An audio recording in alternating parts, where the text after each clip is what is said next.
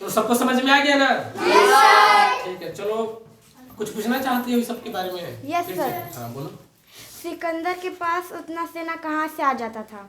मतलब ठीक है, बैठो। सिकंदर के पास इतना सेना कहाँ से आ जाता था? देखो, मान लो कि हम सिकंदर हैं। क्या मान लो? है ना। अगर मेरे पास 500 सेना है, क्या है? हम अगला युद्ध करने गए, उसके पास 400 सेना है। कितना सेना है? 400। तो उसका 300 सेना को हम मार दिए और जीत गए, 100 को बच गया। तो 100 को सेना को अपने में मिला लेता था, जो बच जाता था ना उसके सेना में आ जाता था। समझ में आ रहा है? तो कितना हो गया? 600। फिर किसी राजा से लड़ने गया, किसी देश का या कोई राज्य का। अब उसके पास, इसके पास 600 है, उसके पास कितना? 200 सेना है। कितना है? 200। तो लड़ेगा ही नहीं, कैसा? उसके पास 600 है, हम 200 है, हम तो ऐसे ही हार जाएंगे। तो बिना लड़े बोलता था हम लोग हार गए, है ना? क्या बोलता था? हम लोग हार गए। तो बिना लड़े उसके पास 200 सेना उसका हो गया। कितना हो गया? 800। तो ऐसे ऐसे धीरे धीरे करके उसके पास सेना बढ़ जाता था। जिससे भी जिस राजा के पास लड़ने जाता था ना, सिर्फ सेना को खड़ा कर देता था ना, तो सेना को संख्या देख के अगला राजा लड़ता ही नहीं था। समझ में आ रहा है? अब मान लो उसके पास 500 सेना है, तो उसके पास 500 और आ गया। लो कितना हो गया? 8 5 जोड़ दो 1300, फिर 1300 सेना आ गया इसके पास। तो ऐसे ऐसे करके सेना का एकदम मतलब क्या बोलते हैं, खड़ा कर, इतना बड़ा खड़ा कर दिया। समझ में आ गया? ऐसे सेना बनाया। और कोई कुछ? Yes sir. पूछो। जब सिकंदर राजा था ही तो वो पूरा दुनिया को जीतने के लिए क्यों निकल पड़ा था? अच्छा हाँ, ये देखो ये सवाल है, ठीक ना, कि पूरा वो जब राजा था ही, मान लो कि कोई देश जीत लिया, अभी क्या है? अच्छा बैठो बैठो बताते हैं। जैसे मान लो कि अभी देख लेना, कोई रिटायरमेंट होता है ना, तो उसको पैसा मिल जाता है 10 लाख 20 लाख, मान लो 50 लाख मिल गया, तो आराम से बैठ के ना उसको खाता है पूरे दिन। काम नहीं करना चाहता है, कोई बिजनेस नहीं करना चाहता है। समझ में आ रहा है ना? क्यों? मतलब क्यों रिस्क लेंगे, करेंगे, कहीं नुकसान हो गया, आराम से बैठ के खाते हैं, मतलब एकदम आराम से। समझ में आ रहा है? रिस्क नहीं। लेकिन जिसका शौक रहता है ना, जिसका वो, उसको ना कहते हैं, उसको खुजली होता है, उसका उम्र का कोई सीमा नहीं रहता है कि वो कितना उम्र हो रहा है। सिकंदर का ना शौक बहुत बड़ा था। क्या था? शौक बहुत बड़ा था, कि वो मतलब उसका शौक था कि हम पूरा दुनिया जीतेंगे। क्या है? उसको पता था कि वो हार भी सकता है, मर भी सकता है, लेकिन उसका गम नहीं था। चाहता कि हम पूरा जब तक जिंदा हूँ लड़ते रहना है। क्या होना है? लड़ते रहना है। सब मतलब वो पूरा दुनिया को जीत के ना फील करता था कि कैसा फील होने मतलब पूरा दुनिया का मालिक बनकर कैसा महसूस होता है, कैसा फीलिंग होता है। तो कहने का मतलब है कि अगर एक दिन के लिए अगर हम किसी को डॉक्टर आपको ले जाए, मान लो कि हम किसी को भी डॉक्टर लेके, मान लो कि हम प्रदीप को एक दिन डॉक्टर का कैबिन में ले जाए और इसको बोले कि तुमको डॉक्टर का ड्रेस पहना दे, पूरा इंस्ट्रूमेंट दे दे और इसको डॉक्टर का सीट पे बैठा दे, तो इसको महसूस होगा कि डॉक्टर है? नहीं महसूस होगा।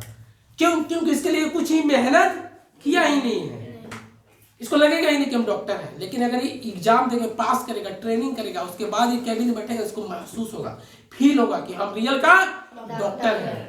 समझ में आ रहा है? तो ये फील करने के लिए सिकंदर पूरा कहता कि हम मेहनत करके पूरा दुनिया जीतना चाहता था।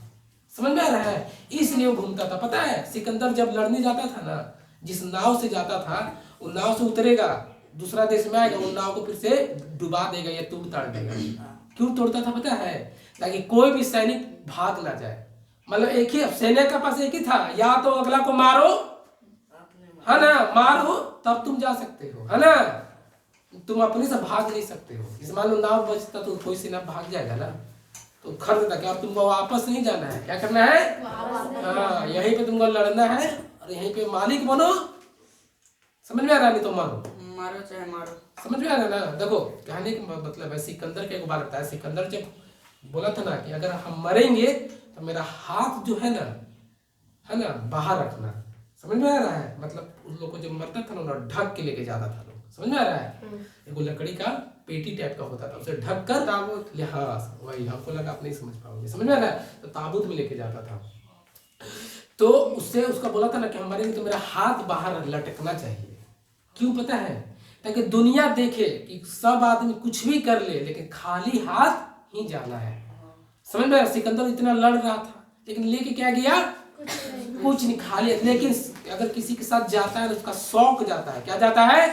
शौक जाता है कि वो मतलब जी लिया, जो लाइफ चाहता था जीना वो जी लिया है, वो शौक उसके साथ जाता है, बाकी कुछ नहीं जाता है। समझ में आ रहा है?